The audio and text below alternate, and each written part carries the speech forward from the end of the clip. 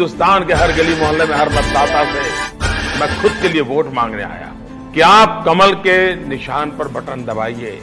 आपका वोट सीधा सीधा मुझे मिलने वाला है और मैं आपको भरोसा देने आया हूं कि मैं आपके सपनों को पूरा करने में कोई कसर नहीं छोड़ूंगा। फिर एक बार आपको मैं मतदान करने के लिए प्रार्थना करता हूं। लोकतंत्र विजयी हो, भारत विजयी हो, भारत माता की जय। उत्तर पूर्व जिले के अंतर्गत जेके फाउंडेशन के माध्यम से एक बैठक का आयोजन किया गया, जिसके अध्यक्ष विनोद जैन ने इस बैठक का आयोजन किया। लोकसभा प्रत्याशी मनोज तिवारी मौके पर पहुंचे और की सभी लोगों से मन की बात बिना 10 साल के काम। Bureau report. इस बैठक में निगम पार्षद मुकेश बंसल, पूर्व निगम पार्षद कुसुम तोमर, मंडल अध्यक्ष के साथ साथ किसान मोर्चा भी मौजूद रहा। 10 साल हुए माननीय सांसद जी के दर्शन करने साल से इंतजार कर रही है। मैंने विभिन्न माध्यमों से कोशिश की। मुकेश जी, क्या कहेंगे जिस तरह से आज बैठक का आयोजन किया गया है, इस बैठक में क्या क्या बातें रही जिस तरह से आज विनोद जैन जी ने बैठक का आयोजन किया? देखिए, ऐसा है, चुनावी माहौल है। हर एनजीओ चलाने वाला, हर आरडब्ल्यू चलाने वाला, मार्केट एसोसिएशन सब चाहती है कि उम्मीदवार तुम्हारे पास आए। और चूँकि उम्मीदवार नहीं है, सांसद भी है और एक बार के 2 बार के सांसद हैं, तो उन्होंने सूचना चाहिए करनी कि भाई मेरे क्षेत्र में आए, मेरी बैनर तले आए। जेके फाउंडेशन चलाते हैं, काफ़ी दिनों से समाज सेवा कर रहे हैं। विशेषकर से जो गौ बीमार हैं उनकी गौशाला खोल रखी है और ये बहुत ही पुण्य का काम है, क्योंकि दूध देने वाले पशु तो सब लोग पालते हैं, लेकिन ये गाय पालते हैं, वो भी उनका इलाज कराते हैं जो केवल दूध नहीं देती लेकिन बीमार भी रहती है। तो मैं तो बधाई देता हूँ विनोद जी को। और चूँकि मेरा संबंध इनसे लगभग बहुत पुराना है, यहाँ भी होगा तो 25-30 साल पुराना संबंध है। एनजीओ की वजह से नहीं है, पर्सनली संबंध है। उनके साधु मेरे दोस्त रहे हैं, उनकी वजह से मेरे पारिवारिक संबंध है और अच्छा काम देखते हैं। हालांकि किसी पार्टी से जुड़े हुए नहीं थे, ये पहली बार मेरे चुनाव में इन्होंने पटका पहना था और मेरा प्रचार करा था। अब से पहले कभी शिवसेना में रहे, अलग अलग सोच के इंसान कोई भी कह सकता है इनको, पर मैं कह रहा हूँ अच्छे इंसान है, नेक दिल इंसान है। और अब तो केवल मोदी जी के लिए, सांसद मनोज तिवारी जी के लिए दिल खोल करके अपना समय दे रहे हैं, इन्हें बधाई देते हैं। मनोज जी, आज जेके फाउंडेशन के माध्यम से बैठक का आयोजन किया गया, क्या कहेंगे इसके बारे में आप? तो देखो, जेके फाउंडेशन में जो कार्यक्रम आज रखा है तो बहुत ही अच्छे विचार है। जो ऑनर है उनके अध्यक्ष हैं, एक होता है भाषण, लेकिन उन्होंने इस माध्यम से लोगों को समझाया कि जो एक सीखने की हमने भी बहुत कुछ सीखा है उनके कहने से, और बहुत अच्छे ढंग से उन्होंने जो हम लोगों को या जनता के सामने बात रखी है वो जेन्युइन बात रखी है। ये नहीं रखा कि नहीं एक होता है नेता के जैसे।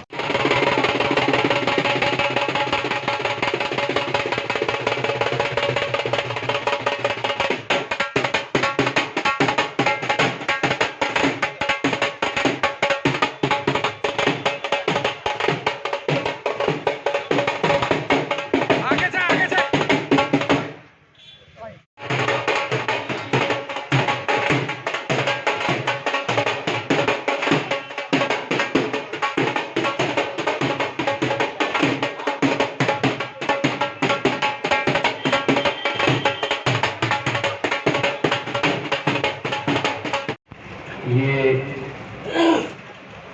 इस कमरे में जितने लोग बैठे हैं, जितने लोग गली में बैठे हैं और जो अपने अपने छतों पे भी हैं, यहाँ कमरे के अंदर जो लोग सीढ़ियों पे बैठे हैं, जो लोग टेबल को कुर्सी बना के बैठ गए हैं, आप सभी को मैं मनोज तिवारी यहीं से दोनों हाथ जोड़ करके जय जिनेन्द्र, जय श्री राम, जय श्री राम, भारत माता की जय। वैसी बातें इतनी हो गई विनोद जी, आपके लिए और आपके सभी आयोजक साथियों के लिए जिन्होंने आज का कार्यक्रम आयोजित किया है। आपकी एक संस्था भी है जेके फाउंडेशन, अब चूंकि इतनी बातें आप सब कर लिए हैं कि हमें और कुछ ज्यादा कहने की आवश्यकता नहीं है।